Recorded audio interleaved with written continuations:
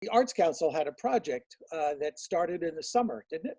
Can you tell us It about did it? start in the summer. It started coming to mind at our committee meetings this spring because, like so many people and different, well, everybody has been affected, a lot of our programs for the summer were canceled.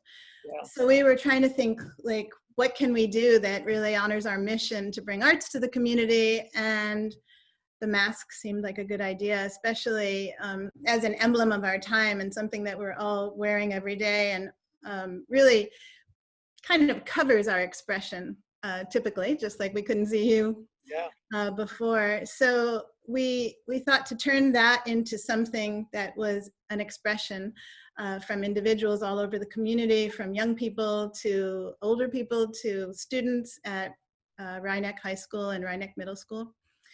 We had a really good response. It took a while.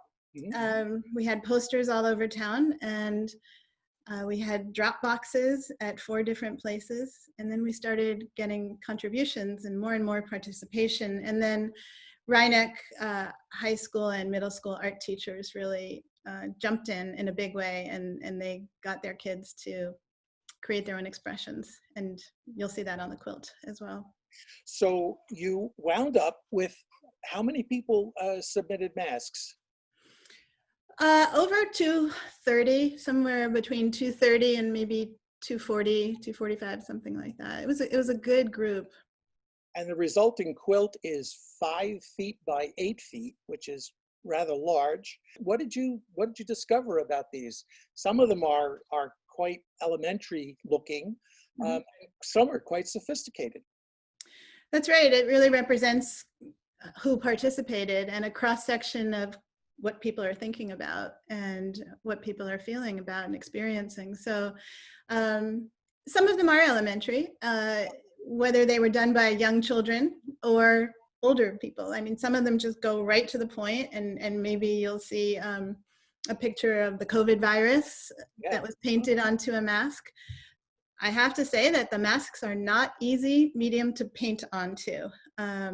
So I really give a lot of credit to the artists and all the people that jumped in and participated in this program, because they did a great job. So we started seeing themes, like some people were just documenting exactly what was happening. So you see honoring of the emergency workers and nurses and teachers, and in masks that are called heroes, or you see policemen, firemen, and other masks are Black Lives Matters, like what's really going on at the moment. Trans Lives Matter, vote, different political issues, and a lot of those were coming from the teenagers, which I was happy to see, a lot of engagement and thinking about those things going on right now. It was really, the question was, what has 2020 meant to you? What is the pandemic?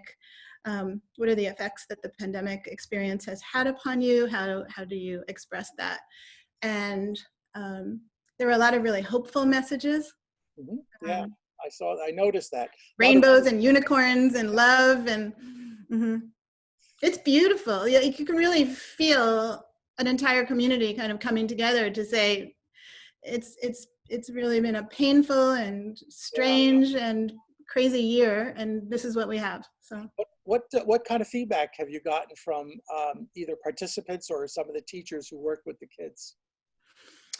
I think one thing is that the participants were game to do this, but I don't think they imagined what their work would look like in a whole piece. So that was really exciting. And the quilt is now hanging at Rhinebeck High School in the community room. Yes. And apparently, because I haven't been in the building, but the teachers and the librarian there have told me that the kids are really excited to see their works on the big canvas like that.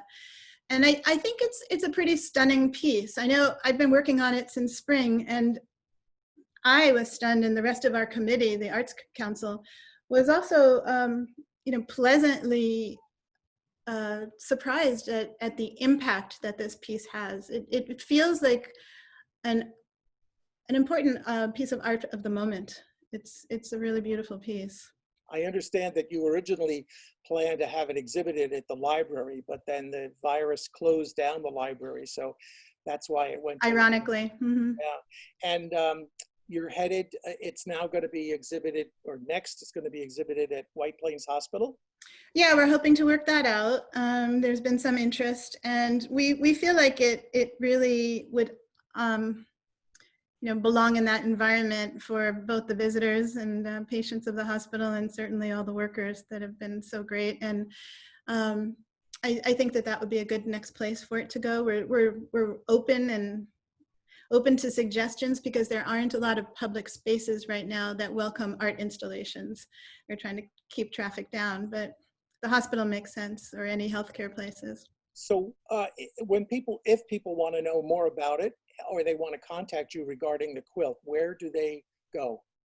They can go to our Facebook site, which is Village of Mamaroneck Arts Council, and there's contact information there. And we welcome ideas of where this mask quilt can go next.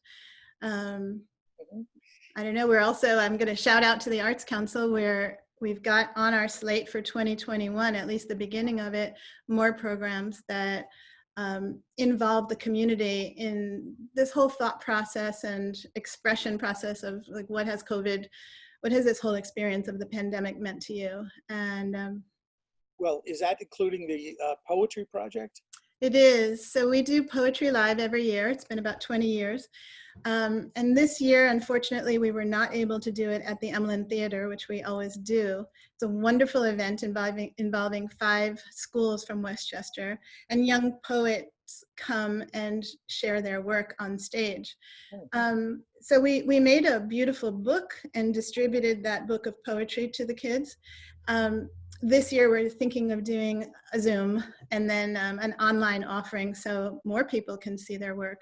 But we've asked the kids specifically to talk about their pandemic experience and their experience during the pandemic, and what has been negative, but also what positive things have come from it.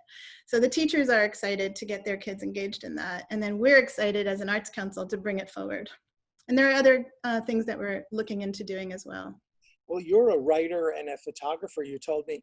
The Arts Council sounds like a wonderful group of people, very creative. I think it is. We've got a dynamic group, and we're always looking for more help. We have board members, and then we have volunteers, and every single person on our committee brings different things and a lot of enthusiasm. I think we're kind of hitting a stride right now, and the challenge of the pandemic has really asked us to be more creative and think about like what can we bring to the community, and how can we show that art is an everyday thing and important and something that everybody can do, not just quote unquote artists. So from what I've seen of the quilt, the individual masks certainly are genuine, authentic expressions. And I want to thank you so much for taking a few minutes and being with us on LMC Media on Community Conversations. And I'm looking forward to the next project, Poetry Live. Thanks, Marina. We'll talk again. Thanks a lot, Mike. Take care.